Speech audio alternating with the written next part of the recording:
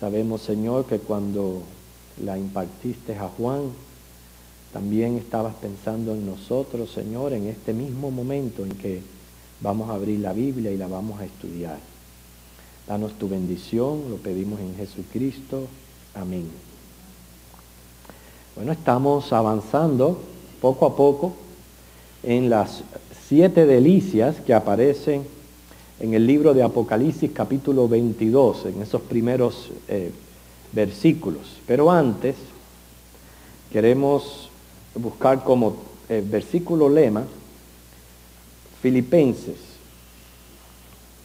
el capítulo 2, versículo 10 al 11, Filipenses 2, 10 al 11, y vamos a leerlo todos juntos.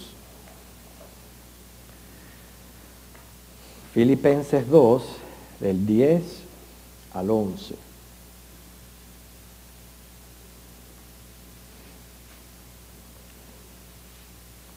Bueno, si ya lo tenemos, vamos a darle lectura. Dice así: para que en el nombre de Jesús se doble toda rodilla de los que están en los cielos y en la tierra y debajo de la tierra, y toda lengua confiese que Jesucristo es el Señor, para gloria de Dios Padre. Vamos a tener ese versículo pendiente a través de este estudio. Pero les recuerdo las delicias ya estudiadas. La primera, el río limpio de agua de vida. Eso significa, un río limpio quiere decir que no está turbio, no hay pecado, no está agitado. Nos enseña que esa va a ser nuestra condición de vida en el cielo. Sin pecado, sin agitación de vida. La segunda delicia es el árbol de la vida. Siempre ha sido símbolo de vida eterna. El hecho que aparece en la ciudad implica que vamos a tener, en nuestras nuevas condiciones no van a cambiar. A la vez que comencemos a disfrutar de estas delicias, no tenemos por qué preocuparnos ni pensar que en un futuro van a ocurrir cambios. Y cuando decimos esto es porque el huerto del Edén fue creado en perfección, el hombre cayó. Luego en el diluvio Dios dejó a Noé y a su familia, y miren cómo se ha multiplicado la maldad. Pero este detalle implica que una vez que ya estemos en la Nueva Jerusalén, ya va a ser por la eternidad sin cambio de condiciones. No tenemos por qué pensar de que otra persona se va a rebelar o otro ángel va a tentar, nada de eso. ¿Okay? La tercera delicia es que no habrá más maldición. Miren cómo una es correlativa a la otra. Es decir, se eliminan todas las consecuencias que son naturales del pecado. Cuando hablamos de consecuencias naturales, estamos hablando de dolores, sufrimientos, enfermedades, muerte. Todo lo que sea consecuente del pecado es eliminado. Número 4, sus siervos les servirán. Está indicando que vamos a estar activos de acuerdo a las nuevas condiciones, de acuerdo al nuevo orden de cosas, pero vamos a estar sirviendo al Señor, vamos a tener una vida activa. Y la quinta, que fue la que estuvimos enfatizando la semana pasada, es que verán sus rostros y sus nombres estarán, y su nombre estará en sus frentes. O sea, esto implica aquí ya comunión íntima con Dios. Pero una comunión íntima con Dios, ¿por qué? Porque somos propiedad de Dios, porque tenemos ciudadanía celestial, porque hemos experimentado un encuentro personal con Cristo, porque hemos nacido de nuevo, hemos sido regenerados. Por eso es que verá su rostro y su nombre estará escrito en sus frentes. Vamos a ver a Cristo personalmente, ¿pero por qué? Porque hemos tenido un encuentro personal con Él. Y la sexta es: no habrá noche ni necesidad de luz. Vamos a abrir nuestro texto que está en Apocalipsis 22.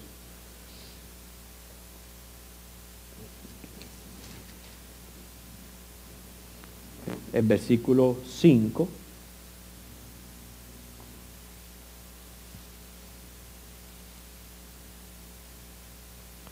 Dice, no habrá allí más noche y no tienen necesidad de luz de lámpara ni de luz del sol, porque Dios el Señor los iluminará y reinarán por los siglos de los siglos.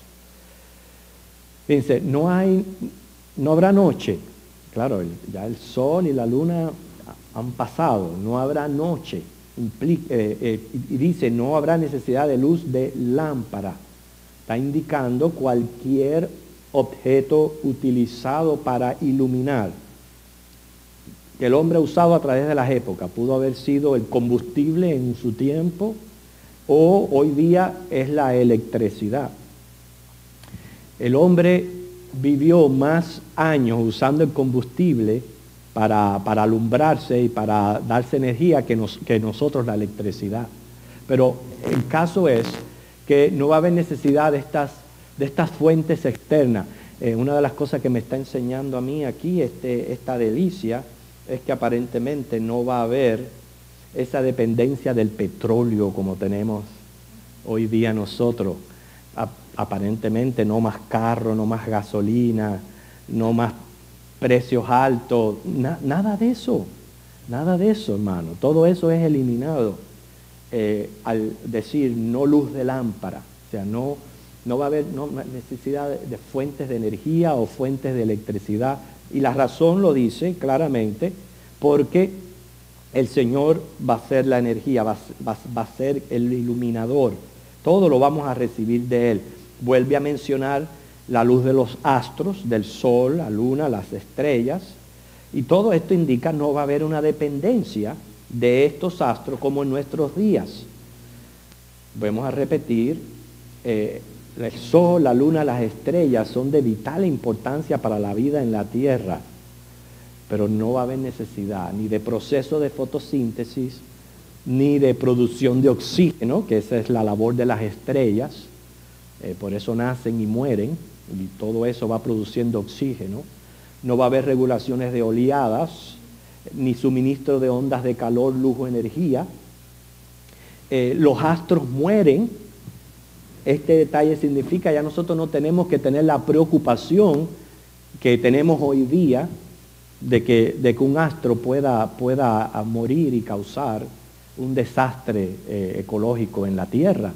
De hecho, se está hablando del incremento de lunares en el Sol, etc.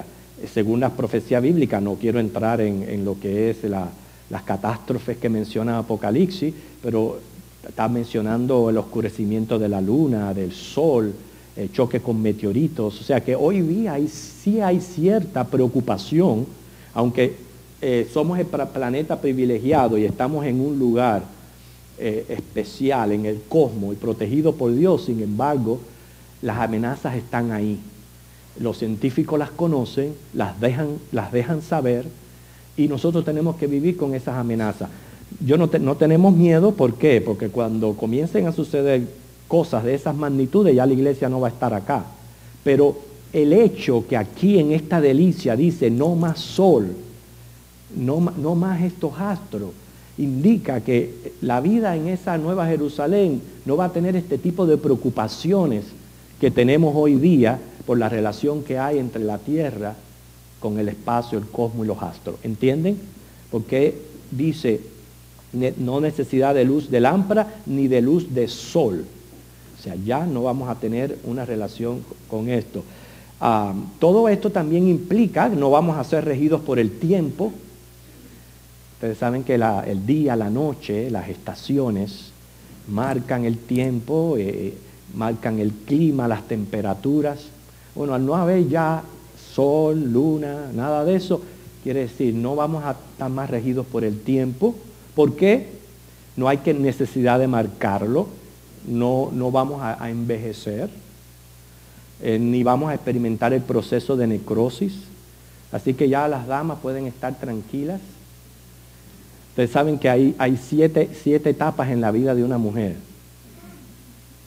7 etapas. Primero es bebita, luego es niña, luego es adolescente, después jovencita, después joven, joven, joven.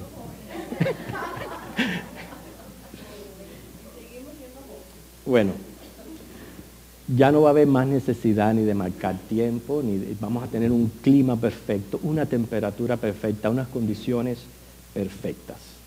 Ok, la séptima delicia, y ahora ustedes van a ver por qué escogimos a Filipenses capítulo 2, versículos 10 y 11 como versículo lema. Dice ahí el final del versículo 5, reinarán por los siglos de los siglos. Una frase que quizás la leemos, pero a veces no nos detenemos a pensar lo que verdaderamente significa lo que es reinarán y por los siglos de los siglos. Primeramente, vamos a reinar porque Cristo es el Rey y porque a través de su muerte Él conquistó este reino de los cielos. Esa es la razón por la cual vamos a reinar. No ha sido un reino conquistado por nuestros propios esfuerzos humanos. No han sido peleas que nosotros hemos peleado. La única razón por la que vamos a reinar es porque Cristo el Rey conquistó este reino con su muerte. Nunca olvidemos eso. A Él le debemos que vamos a reinar por los siglos de los siglos. Nunca nos olvidemos de eso. Primera de Corintios 15, 24 al 28, simplemente un versículo de referencia que habla de este glorioso momento en que Cristo entrega el reino al Dios Padre. Y es precisamente cuando han pasado ya los 1000 años sobre la tierra, ya es la hora de juicio, el cielo y la tierra pasan, lo único que quedamos son nosotros en la Nueva Jerusalén, las personas van a ir a juicio delante de Dios y es el momento en que Cristo entrega ya el reino. Primero vamos a ver algunas formas comunes de gobierno que han existido en la historia. La historia ha sido testigo de dictaduras que han sido basadas por el poder militar o repúblicas que han sido gobernadas por la ley, democracias gobernadas por el voto de lo que es la mayoría, que es el tipo de gobierno que gozamos aquí en este país. Pero también han habido monarquías y dentro de las monarquías hay dos tipos de ellas. Número uno, las monarquías constitucionales. Esta monarquía es cuando el poder del monarca, del que está puesto como rey, tiene límites. Y está también las monarquías absolutas, que es cuando las palabras del monarca ya vienen a ser la ley. Ejemplo de monarquía constitucional, sabemos que Herodes el Grande era el rey. Sin embargo, él tenía que estar sometido al imperio romano. O sea que no era una monarquía absoluta, era una monarquía constitucional. Bueno, estas son las formas comunes de gobierno que ha experimentado el mundo. Aquí yo les tengo la gráfica de lo que es la estatua que soñó o que Dios le reveló en sueño al rey Nabucodonosor. Esta estatua, que usted puede encontrarla ahí en la lectura en Daniel 2, del 24 al 45, el sueño mostraba una estatua con 4 secciones. Y ahora usted dirá, ¿por qué estamos mencionando la estatua de Daniel en esta lección? Bueno, estamos hablando de que nosotros vamos a reinar. Estamos tratando aquí el tema de lo que es un reino y cómo este reino va a tomar forma, cómo y cuándo. Y esta estatua de Daniel nos está mostrando que Dios es un Dios soberano, sobre las naciones. Han habido muchos otros imperios, imperio chino, etc. Pero la estatua de Nabucodonosor tuvo que ver con imperios que de alguna manera u otra tuvieron un efecto en el pueblo de Dios, o sea, con Israel. Por eso es que aunque la historia hay muchos gobiernos y muchos reinos, imperios, la Biblia se centra en esta estatua y en 4 imperios porque fueron los que tuvieron que ver con Israel. O sea que al descuartizar prácticamente la estatua en 4, que es lo que hace ahí Daniel, tenemos la cabeza, una cabeza que era de oro, el pecho, los brazos eran de plata, estómago y caderas eran de bronce, las piernas eran de hierro. Fíjense que los niveles de metales van menguando en calidad, quizás en valor, pero también aumentando en lo que es rigor. Va del oro al hierro. ¿Por qué? Porque a medida que los imperios fueron pasando, esta era la característica de sus gobiernos. Después vienen las piernas que eran de hierro, los pies de hierro mezclado con barro. Y según Daniel 2 dice que una piedra le da a los pies y la estatua se cae, quedó destruida. Se hizo como una montaña grande que llenaba toda la tierra. Bueno, esta estatua en general representa estos reinos en la tierra. No podemos decir todos los reinos de la tierra. No, estos reinos que tuvieron que ver con la nación de Israel, repito. O sea, que tuvieron que influir de algún modo en los asuntos de Israel. Y las 4 monarquías son representadas en una misma estatua. ¿Por qué? Porque todos tienen un espíritu común, un espíritu oponente a Dios y oponente a su pueblo. Luego, en el progreso de Daniel, también reciben la visión de lo que fueron las 4 bestias, que las 4 bestias ya tienen que ver con los gobernantes en sí, la característica de los gobernantes. Pero bien, la cabeza de oro era Babilonia, el pecho y los brazos de plata fueron los medopersas, el estómago y las caderas de bronce fue el imperio griego, las piernas de hierro representan al imperio de Roma, lo cual sería fuerte como el hierro, y son 2 piernas, porque muy pronto el imperio se dividió en 2, en Oriente y en Occidente, y uno duró más que otro. Los pies mezclados de hierro y barro representan los tipos de gobierno que surgieron después del romano. Eran gobiernos compuestos, no divididos. ¿Compuestos de qué? Pueblos fuertes, así como débiles. Se dice que cuando el barro está cocido, una vez se endurece, se vuelve frágil. Y así son los gobiernos de la tierra hoy día. Indica que ya no iban a haber más imperios. O sea que se iban a debilitar más bien los gobiernos después del imperio romano. Cuando hablamos de hierro, hablamos de gobiernos monárquicos, autocráticos, dictaduras, ejemplo, Inglaterra, España, Cuba, China comunista. O sea, son países que han visto gobiernos de dictadores, pero también existen gobiernos de barro, que son ya los gobiernos demócratas o gobiernos representados por el pueblo. Ahora es interesante que esta estatua menciona 10 dedos.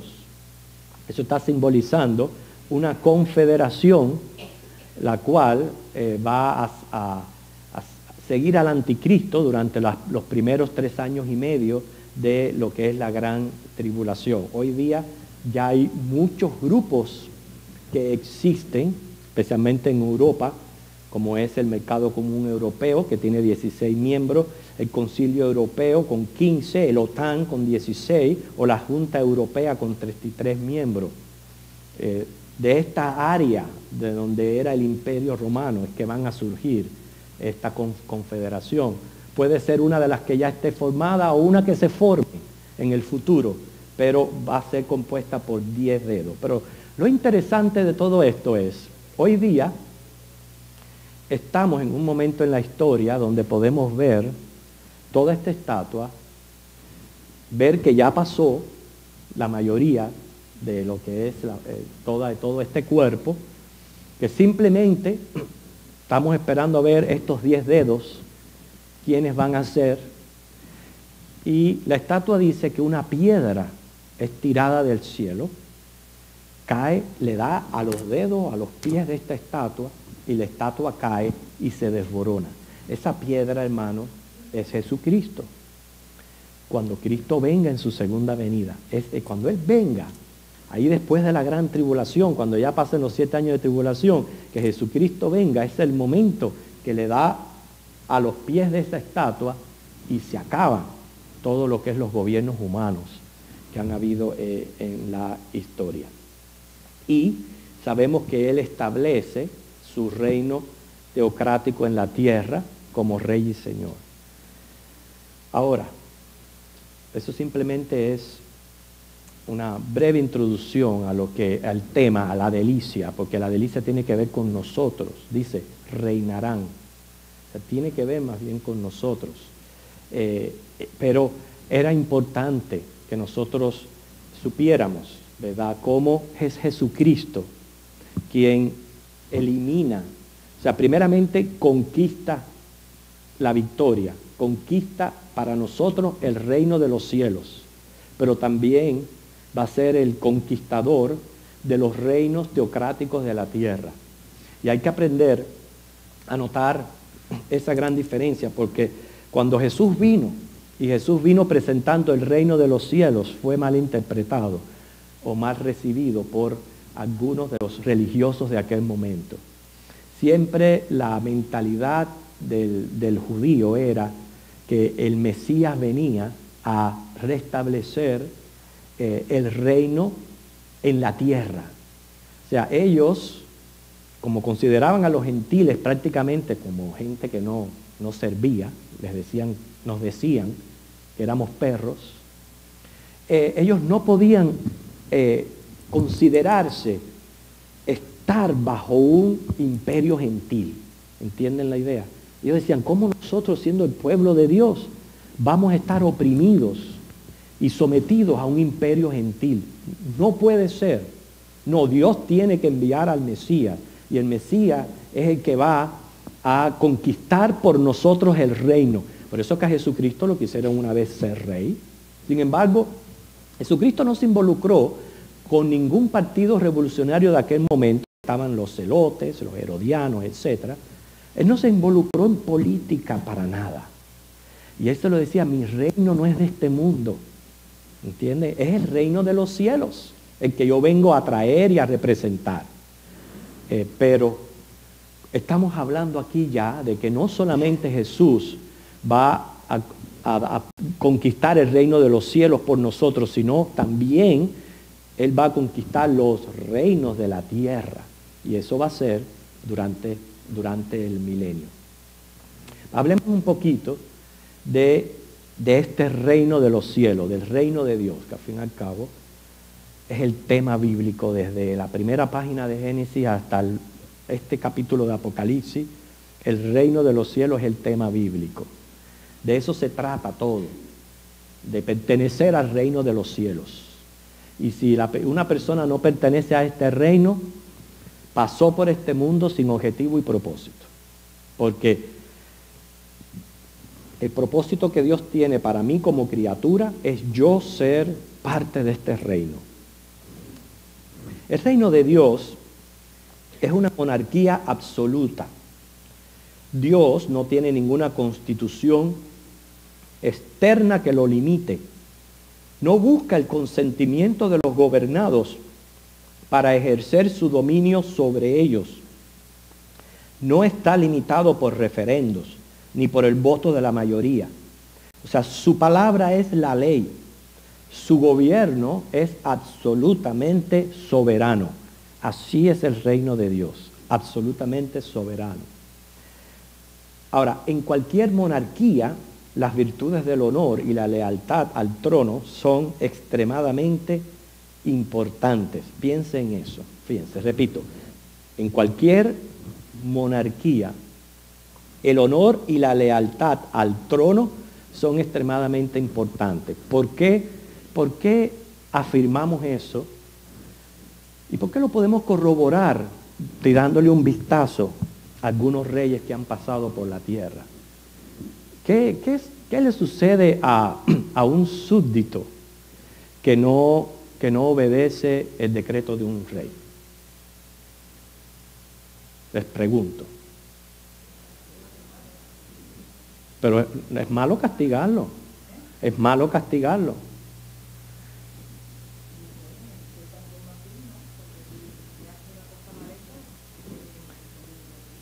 Ok.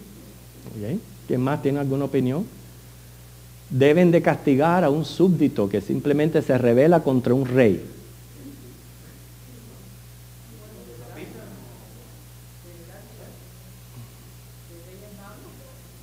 Ahora, ¿qué tipo de rey fuera que dijera algo y que no lo obedeciera? Ya no sería rey, sería un títere, prácticamente un muñeco. Porque el rey debe de ser autoritario y o sea que aquí hay un cuchillo de doble filo. Ha habido reyes muy malos, que es obvio que lo que hacen y dicen no es justo. Pero a su vez, ahí están también las personas que no se someten o prácticamente retan la voluntad de un rey y se tienen que exponer a un justo castigo. Todo esto en la mente, hermanos, es porque el pecado principal de la raza humana se funda en nuestra negación al honrar a Dios como Dios y a obedecerle como rey. Piensen por un momento en eso, porque eso por lo menos para mí fue lo que en mi vida personal, siempre me habían hablado de pecado, es violar la ley de Dios, pecado es esto, pecado es lo otro, pero nunca había impactado mi vida tanto el comprender que cuando yo peco, yo simplemente estoy poniendo mi voluntad por encima de la de Dios. Y eso es tremendo. Entonces, porque hay mucha gente que no entienden y no pueden comprender por qué Dios, siendo amor, va a castigar. Pero piensen por un momento. El hombre todos los días reta a Dios, lo reta en sus leyes. Y bueno, nosotros estamos bajo Cristo y gracias al Señor justificados y perdonados. Pero hermano, hay gente blasfemándolo. Hay gente cometiendo las cosas, yéndose en contra completamente de lo que Dios ha establecido para el hombre. Es prácticamente retando al Creador. Continuamente, todos los días. Por eso dice Salmo, Él está airado todos los días con el pecado del hombre. Como súbditos, nosotros nos debemos someter 100% a la voluntad de Dios.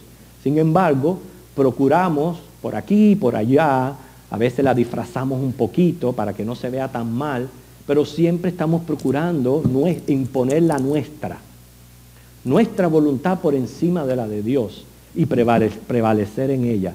Y no nos estamos dando cuenta que nos estamos yendo contra el mismo Rey, contra el mismo Dios del universo. Por eso que Juan el Bautista predicaba y decía, arrepentíos porque el reino de los cielos se ha acercado. La posición presente de Jesús como Rey cósmico es invisible. ¿Okay? O sea, Él es, como lo dice ahí en Apocalipsis 19:16, es un título que lleva escrito en el muslo. Él es Rey de reyes y Señor de señores. Es decir, Él es Rey cósmico, de prácticamente del mundo invisible. Esa es su naturaleza divina. Como Dios, Él es Rey del universo. ¿Qué hace el mundo? Ignorar su soberanía y hasta la niegan. Entonces, la tarea de nosotros como iglesia, que gracias a la gracia de Cristo, nos ha dado entendimiento, nos ha dado luz, nos ha dado la capacidad de comprender estas cosas, de ver el peso de nuestro pecado, de darle valor a lo que Cristo hizo en la cruz. Todo eso nos ayuda a nosotros a entender que los pormenores de este reino, que lo que queremos es que Cristo venga a reinar en los corazones de los hombres, porque es como se está llevando a cabo el reino en este momento. La tarea de la iglesia es dar testimonio visible de este reino invisible. Cuando venimos a ser cristianos, no solamente somos salvos y justificados, somos discípulos de Cristo, pero somos ya súbditos de este reino de Dios. Ya somos súbditos. La idea está, no tenemos que esperar a llegar a la Nueva Jerusalén, a pensar, mira, ahora comenzó el reino. No. Ya una vez que Cristo está en tu corazón, ya ha comenzado ese reino de los cielos. Porque tú has venido a ser ahora un súbdito del Rey por la obra y el sacrificio de Cristo en la cruz del Calvario. Por eso es que en la nueva naturaleza, en nuestra nueva regeneración, aunque imperfecta, pero hay disponibilidad en nosotros para obedecer a Dios, conocer su voluntad, tratar de aplicarla a nuestra vida, bien o mal, pero tratar de aplicarla. Eso es lo que nos hace diferente al resto de las criaturas. Seguimos siendo pecadores, pero conscientes que ahora pertenecemos a un reino, nos debemos a un rey y tenemos que hacer su voluntad en nuestras vidas. Lo interesante de Cristo como rey, hermanos, es que no estamos sirviendo a un rey que es un dictador, sino más bien todo lo contrario. Porque Cristo es misericordioso, es bueno, es bondadoso para con nosotros. Así que fíjense qué clase de privilegio tenemos nosotros de ahora no solamente pertenecer al reino de los cielos, sino tener un rey que en vez de cortarme la mano cada vez que la saco por cometer algo, es perdonador, es misericordioso, nos da de su gracia. O sea, ¿con cuánto más debe de ser para nosotros una motivación servir al Señor? ¿Cuánto más? Porque no se trata de un servicio como el que le pudiera prestar un súbdito a un rey, que es un servicio bajo amedrento, bajo preocupación por castigo. No, aquí es un servicio voluntario, pero que nace del amor y de la gratitud por la clase de rey que nosotros tenemos. Fíjense que el deber de todo monarca es proteger, proveer, preservar, siempre piensen en esas 3 P, proteger, proveer, preservar y dirigir a los súbditos. Ese es el deber del monarca, velar por el bienestar del pueblo. Claro, el egoísmo hace que ningún gobierno sea perfecto, porque no hay un monarca en la tierra que se haya dado al pueblo de esta manera. Siempre hay un indicio de interés personal, egoísmo, que hace que no pueda llevar a cabo su monarquía como es debido.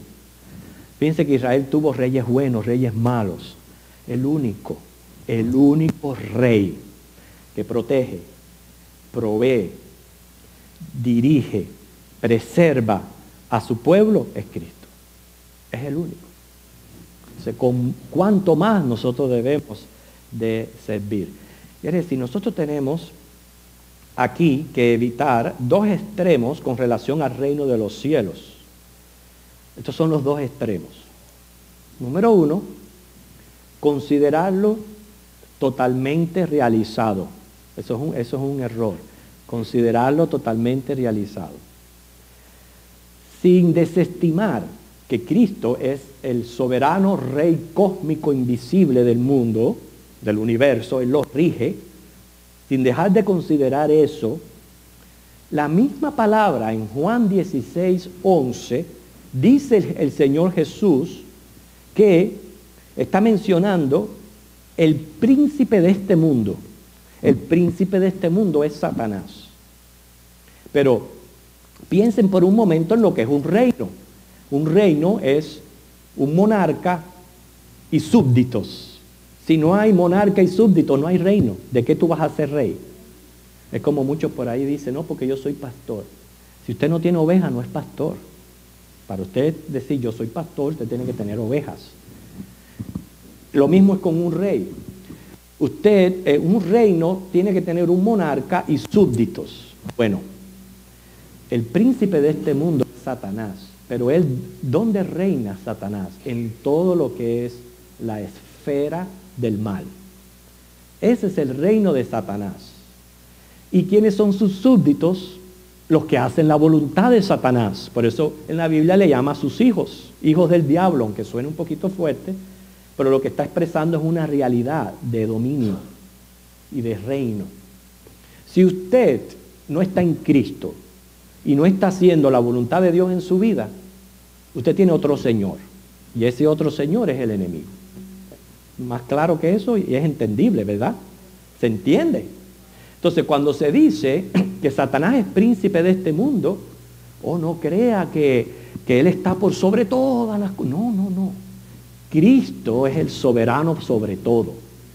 Pero Satanás gobierna la esfera del mal y obviamente todo el que pertenezca a esta esfera del mal. Claro que va a venir el momento, que es ahí cuando yo le estaba mencionando la estatua de Nabucodonosor, cuando Cristo venga y le dé en los pies a esa estatua, que es la confederación esta de 10 naciones gobernada por el anticristo, que es el mismo diablo, cuando le pegue y se caiga, se acabó ya el príncipe de este mundo. Y viene el gobierno teocrático de Cristo. Inclusive cuando vuelve a salir por 1000 años y logra otra sublevación, es controlada, eliminada al momento. O sea, no va a tener tiempo para seguir, no. Él sale de la prisión del milenio, vuelve a reunir a las naciones e inmediatamente es destruido. O sea, ya cuando Cristo le da a los pies de esta estatua, se acabó. Ahora, en este momento Cristo está reinando, ¿dónde? En el corazón de los creyentes, en la iglesia. O sea, cuando nosotros oramos en la oración del Padre Nuestro, venga tu reino, estamos pidiendo prácticamente dos cosas. Su segunda venida, pero también que Él pueda nacer en más corazones por medio de la predicación del Evangelio y del trabajo de la iglesia. Porque es como se está estableciendo el reino. Cada vez que una persona se entrega a Cristo, viene a ser un nuevo súbdito, un nuevo adorador de este reino. Y es así como el reino se establece y va creciendo. Yo no sé si usted se acuerda, me imagino que sí, el momento preciso, el día que usted entregó su vida a Cristo. Bueno, ese día usted vino a ser un súbdito de este reino. El reino creció del día anterior por usted. Porque usted fue añadido a ese reino. O sea, no podemos considerar que el reino totalmente está realizado. Porque todavía está el príncipe de este mundo, todavía está la esfera del mal. Pero el segundo error es también considerar el reino como un acontecimiento completamente futuro. Es la idea aquí que no podemos tampoco pensar de que, cuando estemos en la Nueva Jerusalén, entonces serviremos. No. Nosotros ya somos del reino. Ya servimos a este rey. Aunque sea aquí en la tierra, en medio del mundo. Por eso el Señor dijo, no los saques del mundo, ellos están en medio del mundo. Luz son del mundo. Esa es nuestra función ya sirviendo a este reino desde este mismo momento. Y ya es ininterrumpible. Lo único que va a pasar es que va a haber un cambio de naturaleza en nosotros. Ese cambio es necesario para entrar a ese nuevo orden que Dios tiene preparado para nosotros. Y entonces viene lo que es, viene a jugar el papel de la delicia que estamos hablando. Reinarán. En este momento, el reino está en función, ¿verdad? Pero todavía se comparte con el príncipe de este mundo. Pero en este entonces, cuando ya se acabó el príncipe de este mundo, se acabó toda esfera del mal, fíjense que dice el Señor, reinarán por los siglos de los siglos, por la eternidad. Significa ya no más sistemas humanos de gobierno. Note esto, no habrá necesidades de políticos, de jueces, de policía. Hermano, cuando usted radica el pecado por completo, lo radica, ¿cuántas cosas se eliminan? Entonces, número uno, tenemos un rey justo y santo, que es Cristo. Pero también nuestro cambio de naturaleza, en parte, va también a servir para que reinemos por los siglos de los siglos. En otras palabras, Cristo no va a tener necesidad, por eso no nos llama ya súbditos. Ahora reinamos con Él, porque el súbdito está sometido a las leyes del monarca.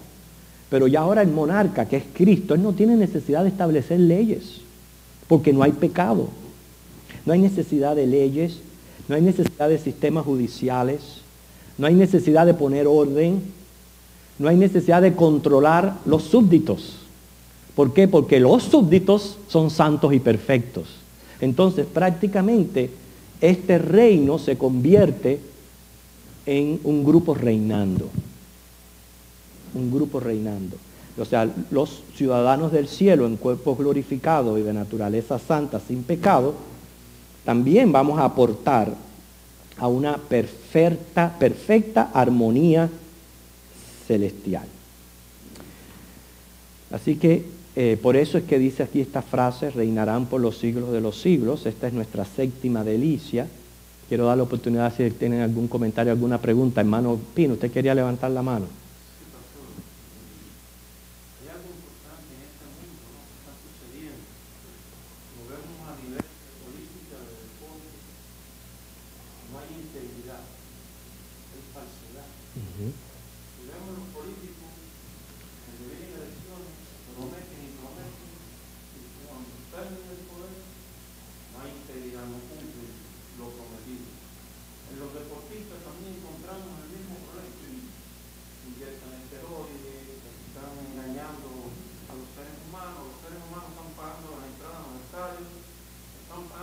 Sí, todo un montón de... No hay integridad para nada. Y donde quiera que usted se mire en estos momentos, no hay integridad en nada. Por eso que el pueblo de Dios tenemos que tener la vista puesta en la cruz del Calvario, en la sangre derramada en Cristo, y buscar esa integridad en ese reino. Sí, ahora le doy oportunidades. Estamos allá casi un año de las elecciones. Hermano, ¿a quién vamos a recomendar? ¿A quién? ¿A quién vamos a recomendar para presidente? No hay. Ven cómo los gobiernos han ido degradando de manera tal que ahora ya nosotros como cristianos no podemos prácticamente ni dar un voto con seguridad. ¿Ve? Cómo se necesita el reino. Eliezer y después Loida. Sí, hermano Eliezer.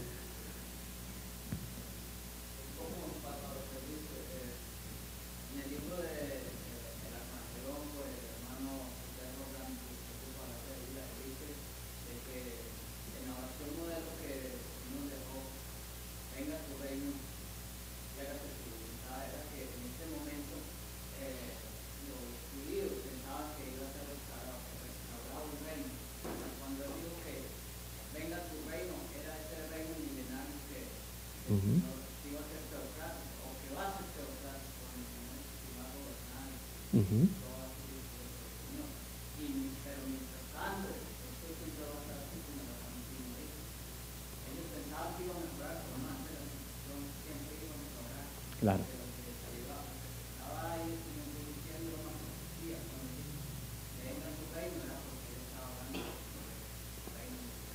Que es muy interesante tu comentario, porque es ahí donde yo quiero llevarle, ahora después le doy la oportunidad a Loida, es donde yo le quiero llevar la mente a pensar en lo que es el reino de Cristo como un reino completo sobre todo aspecto de la vida y el reino espiritual.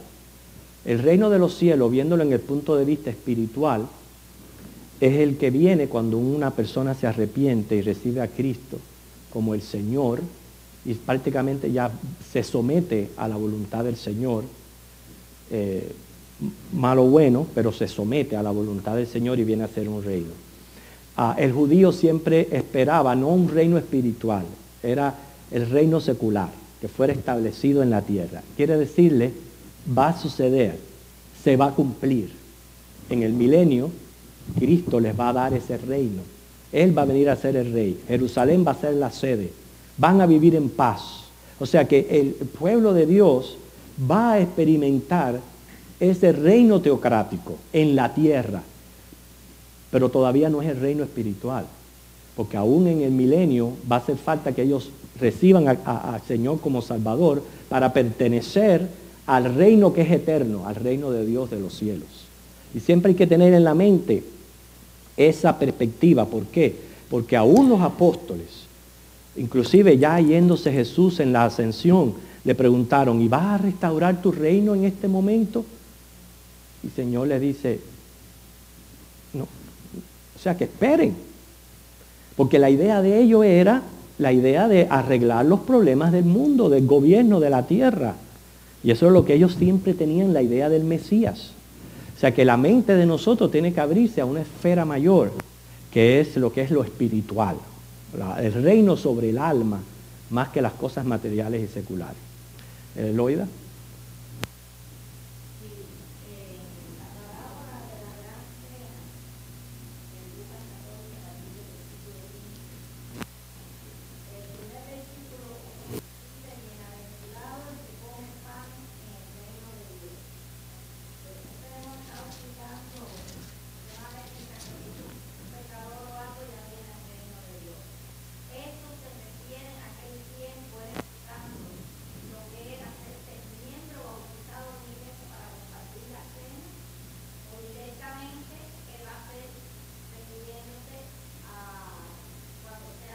Bueno, aquí está hablando del simbolismo de la Santa Cena. ¿Cuál es el simbolismo de la Santa Cena? El Evangelio. El Evangelio es lo que te hace a ti ser parte del reino de los cielos. No tanto bautizarnos, recibimos a Cristo como el Señor y Salvador.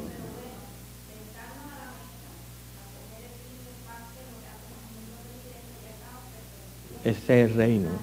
Ese es el por eso le digo, el reino, no podemos cometer los dos extremos de pensar de que es algo que solamente pertenece al futuro o tampoco que ya está realizado, porque no es así. Está realizado en los creyentes ahora y ya somos parte de este reino, pero todavía falta que Cristo venga en su segunda venida y tome los reinos de este mundo y se los arrebate de las manos de Satanás. Esa es la idea de que tenemos que pensar. Pero una de las cosas importantes aquí, verdades centrales, hermano, es como, ¿qué es lo que yo quiero que capten? La condición que nos da Dios a nosotros como sus hijos. Fíjense, prácticamente no es que nosotros vamos a ser dioses ni vamos a ser divinos, no, nada de eso. El único es Dios, el trino Dios. Pero Él nos pone en el cielo, nos pone en una calidad de que vamos a reinar. O sea, vamos a estar en la misma calidad todos. Ahí no va a haber uno que es rey, otro que es esclavo, otro que... No, todos estamos en una calidad de reyes. ¿Por qué? Porque no vamos a necesitar un monarca que nos esté dictando leyes o controlando o poniendo como lo que sí va a pasar en el milenio. En el milenio todavía se necesitan todos estos programas judiciales para mantener la justicia en la tierra, pero no en la Nueva Jerusalén. Ya en la Nueva Jerusalén todo eso acabó y estamos en calidad de reyes. Esa es la idea de la delicia, la séptima delicia que estamos tratando aquí en Apocalipsis.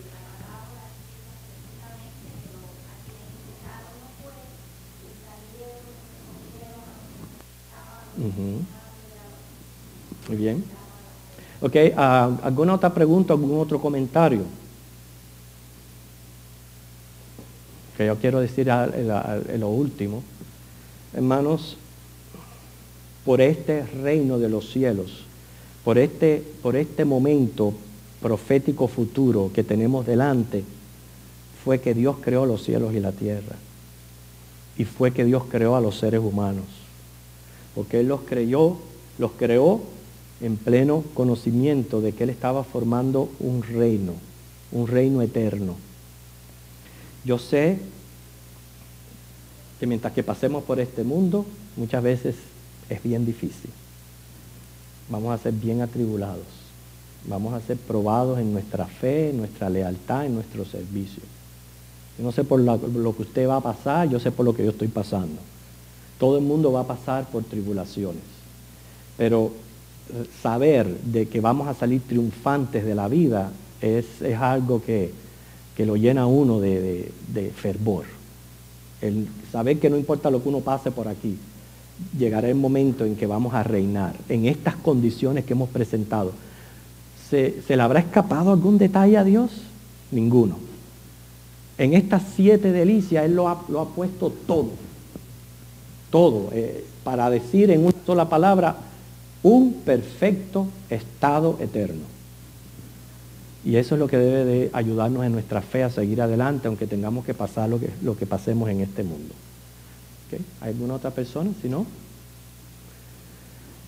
bueno, la semana que viene ya dejamos las 7 delicias prácticamente a un lado y entramos en lo que es otro tema. Entramos en la parte 2 del epílogo. Es en realidad donde aquí comienza el epílogo. Acuérdense que el epílogo es la conclusión de una obra literaria donde vamos a ver fuentes proféticas, admoniciones, promesas. Este capítulo final de Apocalipsis es sumamente importante, así como lo es Génesis capítulo 1, que es base del cristianismo. El último capítulo también es importante porque es la conclusión de la revelación de Dios. Así que juntos vamos a continuar estudiando el último capítulo. Uno se preguntará, ¿y qué vamos a estudiar después que terminemos? ¿Qué fue lo que?